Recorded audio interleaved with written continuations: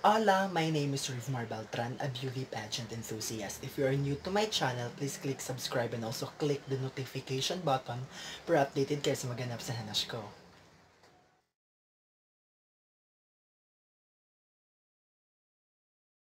So, hello guys! It took me almost 2 weeks bago nag-finally sunk in na meron na tayong Binibining Pilipinas 2019 Queen. So, that is why I am here to give you a review for this year's edition of Binibining Pilipinas. So first, let me tackle first the stage. So, for the past editions of the Binibining Pilipinas, mas nakita ko ang improvements and enhancements when it comes to the staging. And of course, I love and I'm a fan of this year's LED lights and the lightings kasi mas nakikita ko ang improvements. This mas maliwanag at mas na showcase natin ang ganda ng ating binibini for these years.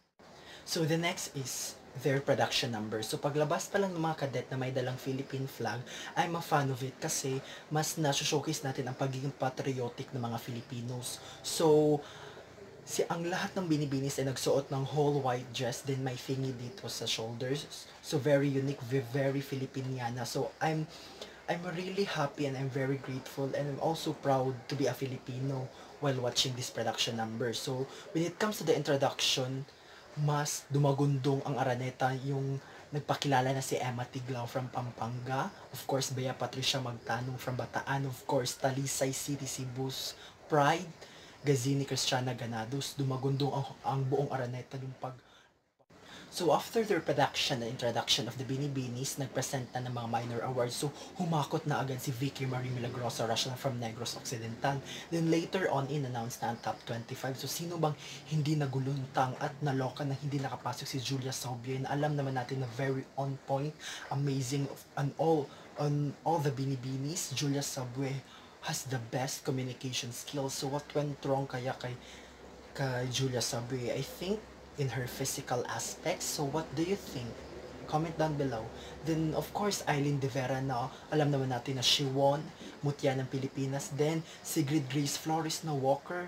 Then Cassandra Chan na alam naman natin na very good ang kanilang, very on point, very good ang kanilang styling, and of course maganda ang kanilang performance when it comes to the press presentation, national costume, and jug denim and free speak portion. So what went wrong to these four binibinis? Announcing the top 25, they competed in swimsuit competition. So I will not tackle all the top 25 binibinis. I'll give you my 5 favorites when it comes to the swimsuit competition. So first, Emma Mary Tiglao from Pampanga. So alam naman natin na of all the binibinis, consistently, Emma Tiglao has the best pasarela. Her walk, her hair, her makeup was very on point. Then, the second is Samantha Bernardo from Palawan. So sino bang hindi nagulantang when it comes to her twirl, the execution, the poses are very on point rin si Samantha Bernardo. So, since last year pa yan.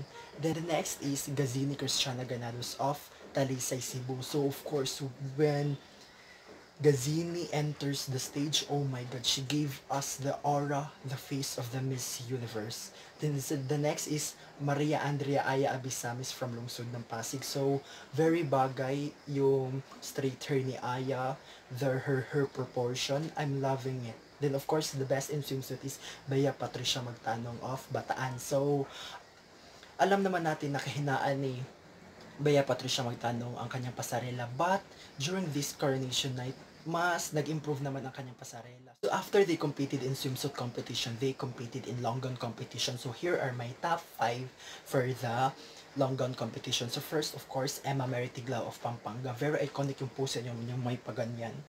I'm loving it. Then, the red gown very suits to her. Then the next is Bea Patricia Magtanong. So I'm loving it, the color of her gown, her straight hair.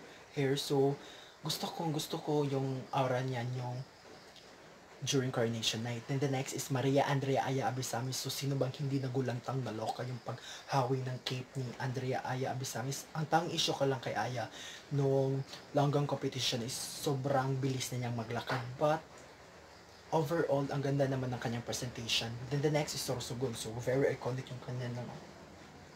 I'm loving it also.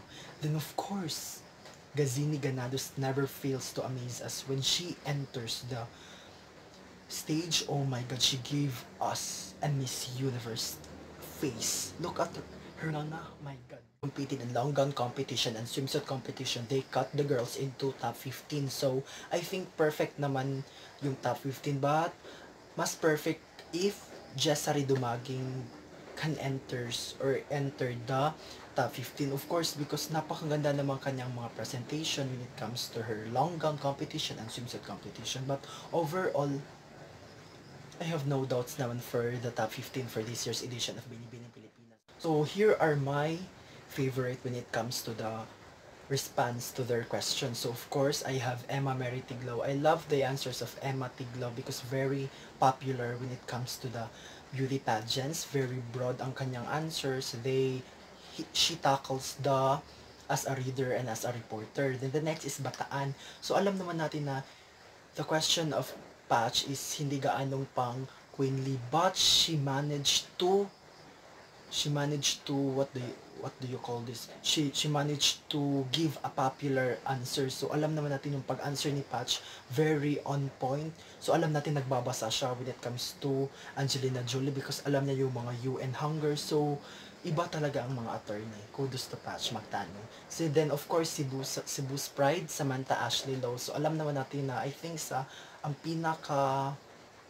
pinakamahirap na tanong ay napunta kay Samantha Ashley Lowe, but she managed also to nailed it. She managed to slay all the binibinis when it comes to her communication skills. So, very kudos talaga. So, after the Q&A portion, meron na silang minor awards. Then, the best in evening gown goes to Gazini Cristiana Ganado. So, of course naman, alam naman natin. Then, the best in swimsuit is Bea Patricia Magtanong. So, for the winners, the second runner-up is Samantha Bernardo of Palawan. So, alam naman natin na, so, we all know na nalungkot talaga tayo kay Samantha Bernardo kasi nag-back-to-back na naman siya as second runner-up. Then, at the same time, we felt sad to Maria Andrea Abisamis because she placed first runner-up. Then, alam naman natin na last year na niya ngayon. So, sana binigyan na lang siya ng crown.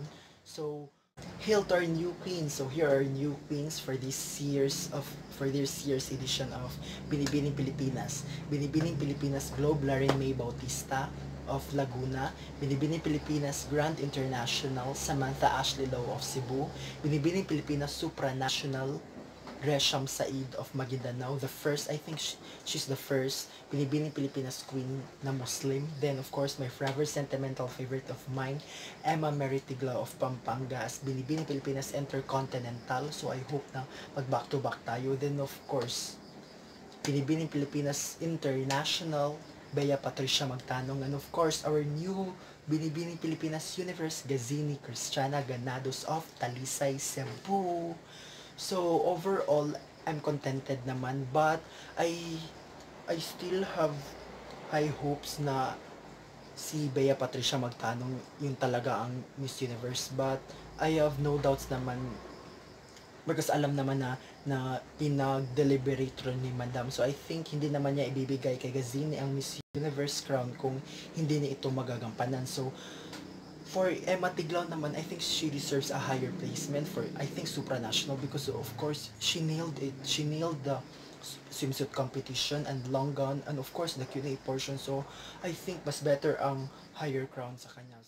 So, agree ba kayo sa mga reviews ko? So, if hindi, please comment down below. So, once again, I am Rivmar Beltran. Please click subscribe and also share. Bye mga ka-pageant fanatics!